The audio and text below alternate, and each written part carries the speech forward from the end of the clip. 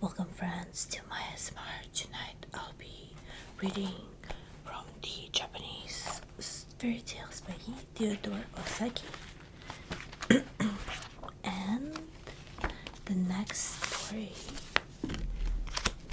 will be the story of Princess Hase, a story of old Japan. We're learning a lot about Japan with these stories.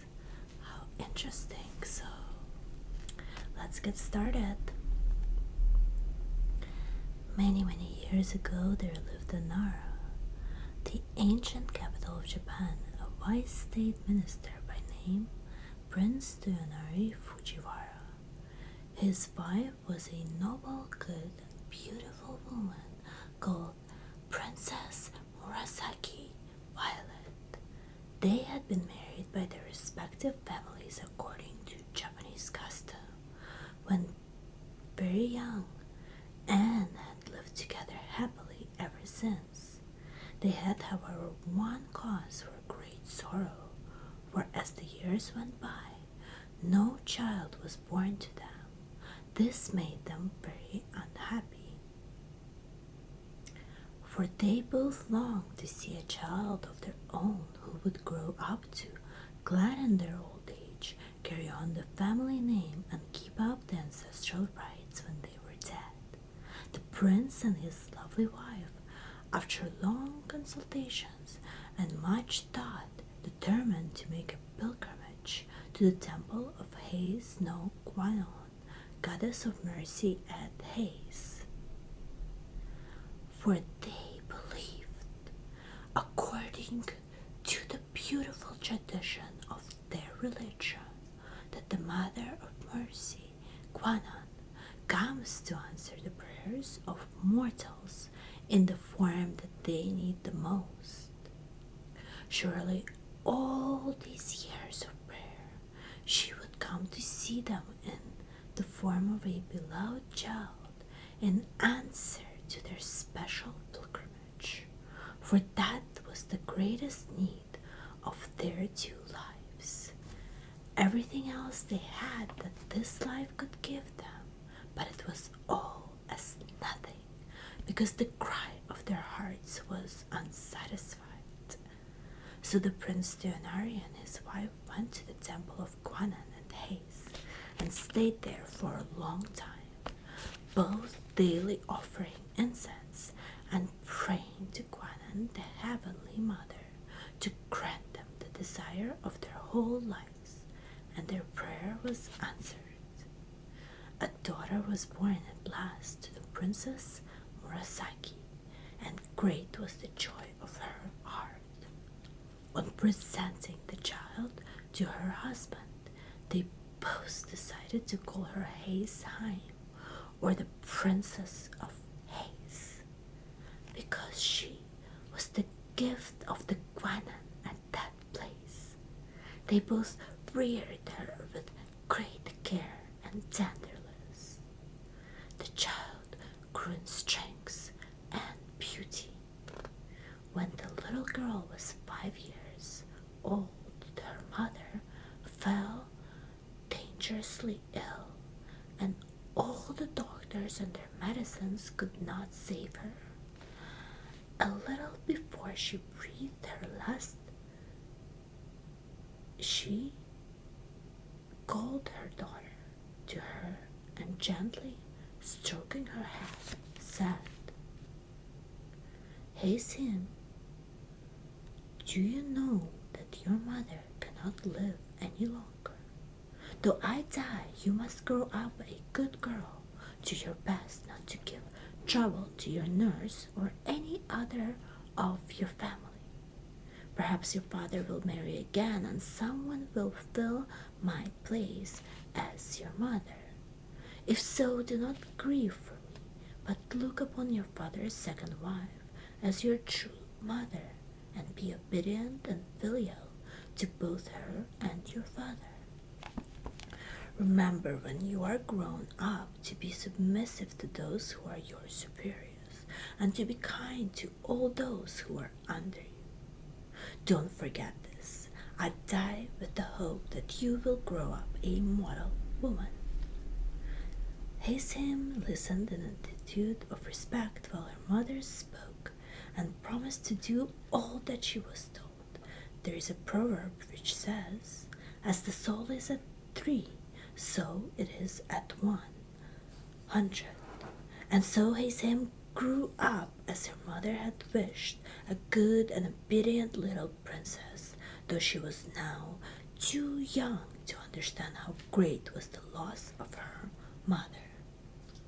Not long after the death of his first wife, Prince Diana remarried again, a lady of noble birth named Princess 𝓛𝓸𝓿𝓮. Very different in character, alas. To the good and wise Princess Murasaki, this woman had a cruel, bad heart. She did not love her stepdaughter at all, and was often very unkind to the little motherless girl, saying to herself, "This is not my child, this is not my child." But Hase bore every unkindness with patience, and even waited upon her stepmother kindly, and obeyed her in every way, and never gave any trouble, just as she had been trained by her own good mother, so that the Lady 𝓛𝓸𝓿𝓮 had no cause for complaint against her. The little princess was very diligent, and her favorite studies were music and poetry. She would spend several hours practicing every day, and her father had the most proficient of masters he could find to teach her the koto, Japanese harp, the art of writing letters and verse. When she was 12 years of age, she could play so beautifully that she and her stepmother were summoned to the palace to perform before the emperor. It was the festival of the cherry flowers, and there were great festivities at the court. The emperor threw himself into the enjoyment of the season, and commanded that Princess Hase should perform before him on the koto, and that her mother, Princess 𝓛𝓸𝓿𝓮, should accompany her on the flute. The emperor sat on a raised dais, before which was hung a curtain of finely sliced bamboo and purple tassels, so that His Majesty might see all and not be seen, for no ordinary subject was allowed to look upon his sacred face. Hase was a skilled musician, though so young, and often astonished her masters by her wonderful memory and talent. On this momentous occasion she played well, but Princess 𝓛𝓸𝓿𝓮's stepmother, who was a lazy woman and never took the trouble to practice daily, broke down in her accompaniment and had to request one of the court ladies to take her place. This was a great disgrace. She was furiously jealous to think that she had failed where her stepdaughter succeeded, and to make matters worse, the emperor sent many beautiful gifts to the little princess to reward her for playing so well at the palace. There was also now another reason why Princess 𝓛𝓸𝓿𝓮 hated her stepdaughter, for she had had the good fortune to have a son born to her, and in her inmost heart she kept saying, "If only Hase were not here, my son would have all the love of his father." And never having learned to control himself, she allowed this wicked thought to grow into the awful desire of taking her stepdaughter's life. So one day she secretly ordered some poison and poisoned some sweet wine. This poisoned wine she put into a bottle. Into another similar bottle she poured some good wine. She was the occasion of the boys' festival on the 5th of May, and Hase was playing with her little brother. All his toys of warriors and heroes were spread out, and she was telling him wonderful stories about each of them. They were both enjoying themselves and laughing merrily with their attendants, when his mother entered with the 2 bottles of wine and some delicious cakes. "You are both so good and happy," said the wicked Princess 𝓛𝓸𝓿𝓮 with a smile, "that I have brought you some sweet wine as a reward, and here are some nice cakes for my good children." And she filled 2 cups from the different bottles. Hase, never dreaming of the dreadful part her stepmother was acting, took one of the cups of wine and gave to her little stepbrother, and the other had been poured out for him.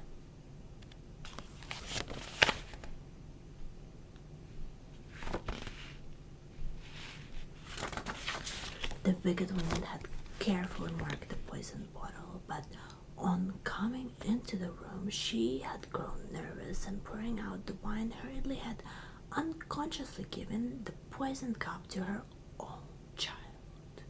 All this time she was anxiously watching the little princess, but to her amazement no change whatever took place in the young girl's face. Suddenly the little boy screamed and threw himself on the floor, doubled up in pain. His mother flew to him, taking the precaution to upset the 2 tiny jars of wine which she had brought into the room, and lifted him up. The attendants rushed for the doctor, but nothing could save the child. He died within the hour in his mother's arms. Doctors did not know much in those ancient times, and it was thought that the wine had disagreed with the boy, causing convulsions in which he died. Thus was the wicked woman punished in losing her own child when she had tried to do away with her stepdaughter. But instead of blaming herself, she began to hate him more than ever in the bitterness and wretchedness of her own heart, and she eagerly watched for an opportunity to do her harm, which was, however long, in coming. When Hase was 13 years of age, she had already become mentioned as a poetess of some merit. This was an accomplishment very much cultivated by the women of the old Japan, and one held in high esteem. It was the rainy season at Nara, and floods were reported every day as double damage in the neighborhood. The river Datsuda, which flowed through the imperial palace grounds, was swollen to the top of its banks, and the roaring of the torrents of water rushing along the narrow bed so disturbed the emperor's rest day and night that a serious nervous disorder was the result.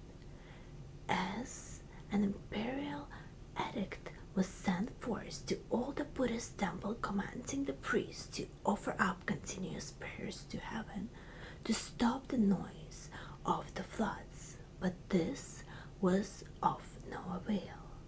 Then it was whispered in the court circles that the Princess Hase, the daughter of Prince 𝓛𝓸𝓿𝓮 Fujiwara, second minister at court, was the most gifted poetess of the day, though still so young, and her masters confirmed the report. Long ago, beautiful and gifted maiden poetess had moved heaven by praying in verse, had brought down rain upon a land famished with drought. So said the ancient biographers of the poetess Ōno-no-Komachi. If the Princess Hase were to write a poem and offer it in prayer, might it not stop the noise of the rushing river and remove the cause of the imperial illness? What the court said at last reached the ears of the emperor himself, and he sent an order to the minister, Prince 𝓛𝓸𝓿𝓮, to this effect. Indeed, great indeed, was Hase's fear and astonishment when her father sent for her and told her what was required of her. Heavy indeed was the duty that was laid on her young shoulders, that of saving the emperor's life by the merit of her verse. At last the day came and her poem was finished. It was written on a leaflet of paper, heavily flecked with gold dust, With her father in attendance and some of the court officials, she proceeded to the bank of the roaring torrent, and raising up her heart to heaven, she read the poem she had composed aloud, lifting it heavenwards in her two hands. Strange indeed it seemed to all those standing round. The waters ceased their roaring, and the river was quiet, in direct answer to her prayer. After this, the emperor soon recovered his health. His Majesty was highly pleased, and sent to her to the palace, and rewarded her with the rank of 𝓛𝓸𝓿𝓮, that of lieutenant general, to distinguish her. From that time, she was called 𝓛𝓸𝓿𝓮, or the Lieutenant General Princess, and respected and loved by all. There was only one person who was not pleased at Hasim's success. That one person was her stepmother, forever brooding over the death of her own child, whom she had killed when trying to poison her stepdaughter. She had the mortification of seeing her rise to power and honor, marked by imperial favor and the admiration of the whole court. Her envy and jealousy burned in her heart like fire. Many were the lies she carried to her husband about Hasim, but all to no purpose.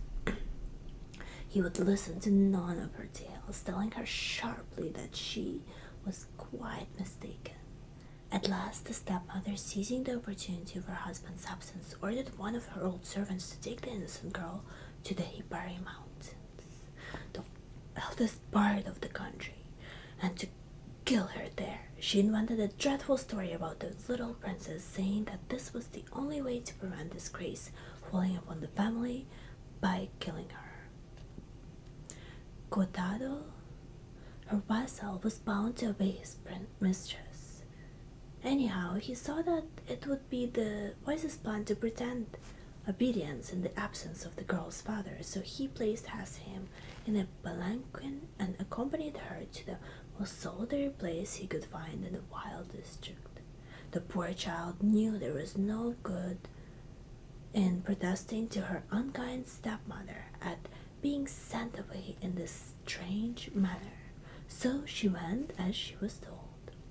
But the old servant knew that the young princess was quite innocent of all the things her stepmother, had invented to him as reasons for her outrageous orders, and he determined to save her life, unless he killed her. However, he could not return to his cruel taskmistress, so he decided to stay out in the wilderness.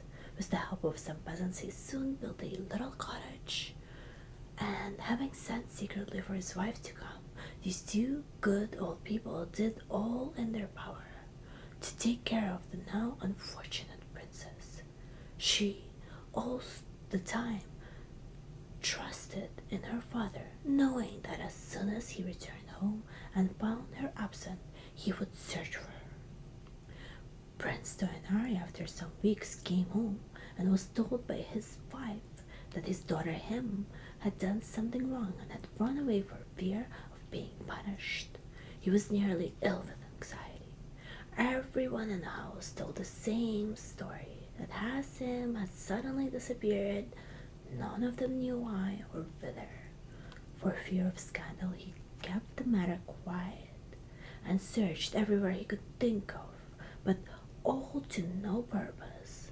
One day, trying to forget his terrible worry, he called all his men together and told them to make ready for a several days' hunt in the mountains. They were soon ready and mounted, waiting at the gate of their lord. He rode hard and fast to the district of the 𝓛𝓸𝓿𝓮 mountains. A great company followed him. He was soon far ahead of everyone, and at last found himself in a narrow, picturesque valley.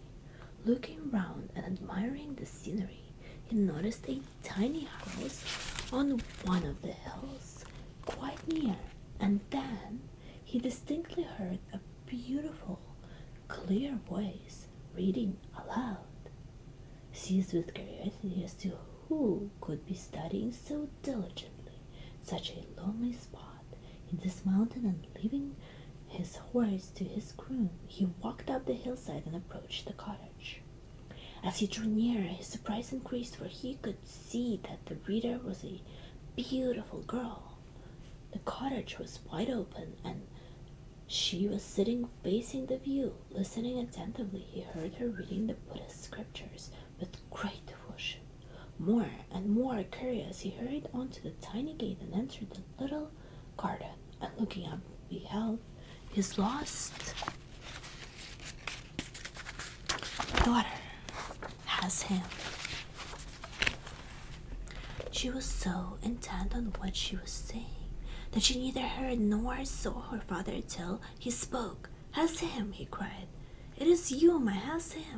Taken by surprise, she could hardly recognize that it was her own dear father who was calling her, and for a moment she was utterly bereft of the power to speak or move. My father, it is indeed you. Oh, my father, that was all she could say. And running to him, she caught hold of his thick sleeve, and burying her face, burst into a passion of tears. Her father stroked her dark hair, asking her gently to tell him all that had happened, but she only wept on, and he wondered if he were not really dreaming. Then the faithful old servant 𝓛𝓸𝓿𝓮 came out, and bowing himself to the ground before his master, poured out the long tale of wrong, telling him all that had happened, and how it was that he found his daughter in such a wild and desolate spot, with only 2 old servants to take care of her. The prince's astonishment and indignation knew no bounds. He gave up the hunt at once and hurried home with his daughter. One of the company galloped ahead to inform the household of the glad news. The stepmother, hearing what had happened, and fearful of meeting her husband now that her wickedness was discovered, fled from the house and returned in disgrace to her father's roof, and nothing more was heard of her. The old servant, 𝓛𝓸𝓿𝓮, was rewarded with the highest promotion in his master's service, and lived happily to the end of his days, devoted to the little princess, who never forgot that she owed her life to this faithful retainer. She was no longer troubled by an unkind stepmother, and her days passed happily and quietly with her father. As Prince 𝓛𝓸𝓿𝓮 had no son, he adopted the younger son of one of the court nobles to be his heir and to marry his daughter Hase. And in a few years the marriage took place. Hase lived to a good old age, and all said that she was the wisest, most devout, and most beautiful mistress that had ever reigned in Prince 𝓛𝓸𝓿's ancient house. She had the joy of presenting her son, the future lord of the family, to her father just before he retired from active life. To this day, there is preserved a piece of needlework in one of the Buddhist temples of Kyoto. It is a beautiful piece of tapestry with the figure of Buddha embroidered in the silky threads drawn from the stem of the lotus. This is said to have been the work of the hands of the good Princess Hase. Thank you everyone for listening to tonight's story. I hope you enjoyed it, and I hope we see you next time for the next fairy tale. Bisous and good night.